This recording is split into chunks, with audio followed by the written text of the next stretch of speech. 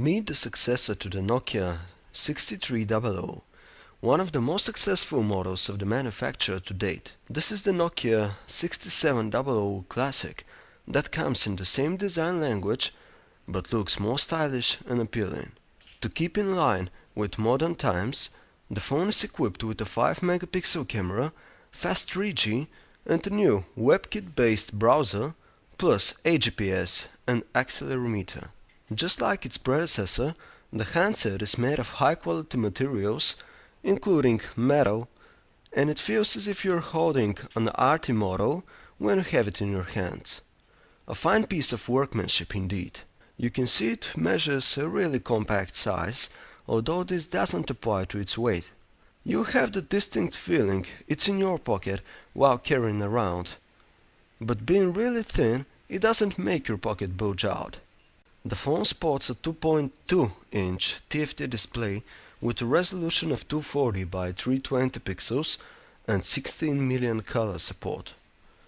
Images retain their vivid and saturated colors in artificial light conditions, and the screen remains usable in direct sunlight as well. The overall quality, however, simply cannot compare to what AMOLED devices deliver. Aside from the D-pad, all other buttons are flush with the surface and don't feel clearly discernible to touch.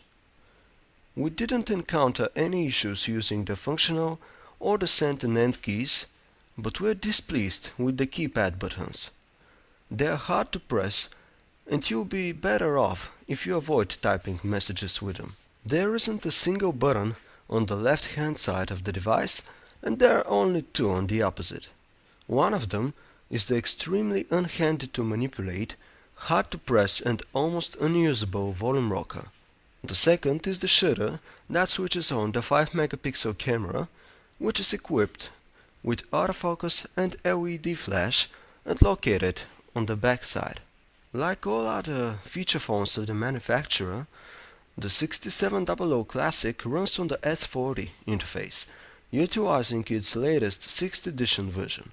It improves on certain features alongside of the previous edition, and there are novelties in the phone browser, flashlight player, the GPS receiver's option to be used by third-party apps, visual changes in the interface, new features in the MMS functionality, as well as general improvements to the system stability.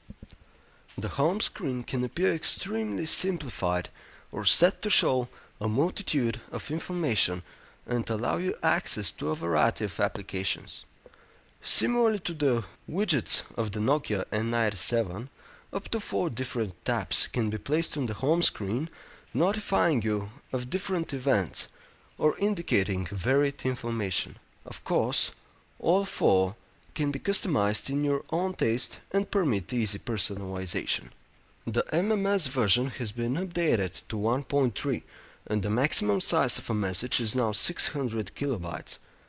There are no changes affecting the SMS or email functionality. If you get down to writing a message, you see a field at the lower part of the screen allowing you to turn an ordinary text message to an MMS, like really fast. Setting up the email client requires that you just enter your username and password, because the telephone automatically finds all necessary settings, provided you have signed up with a popular service provider. The brand new browser is now a WebKit-based app that features full HTML support. Pages visualize properly and text is automatically reformatted so as to fit on screen.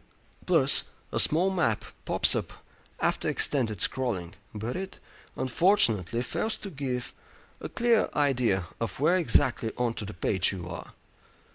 The option called Show Miniature is actually pretty much the same as Page Overview and has similar function. The Flash player is updated to version 3, although this doesn't mean you're getting full Flash support, but rather you'll be able to see page elements that failed to show with FlashWrite 2.1. The interface of the 5-megapixel camera of the Nokia 6700 starts in a snap and looks much better than the one on the S40 5th edition handsets. You have several color effects, white balance, and brightness settings, but all the rage features like face and smile detection have been left out. Still, snapshot quality is much more important. It's actually passable with pictures taken in broad daylight, but things deteriorate fast in the dark. Snapshots taken when there's not enough light, lack enough details, and the flash itself create a weird, irritating effect, a blue line that appears across images. Video capture is by no means impressive either. Despite the good overall quality and high maximum resolution of 640 by 480 pixels, the allowed frames per second are only 15, which ultimately leads to videos that stutter. There are novelty features in both the media player and the FM radio. The way both apps look now depends on the theme you have selected. The media player allows content filtering by several criteria and plays videos as well.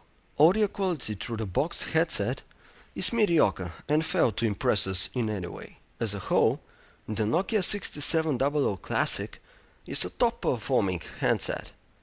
In-call quality is very good on both ends of the line, and voices sound loud and clear, which paired with the new dainty design and all modern features the phone comes equipped with, like fast 3G and good internet browser, makes the Nokia 6700 a worthy successor to the 6300, and buying it means money well spent.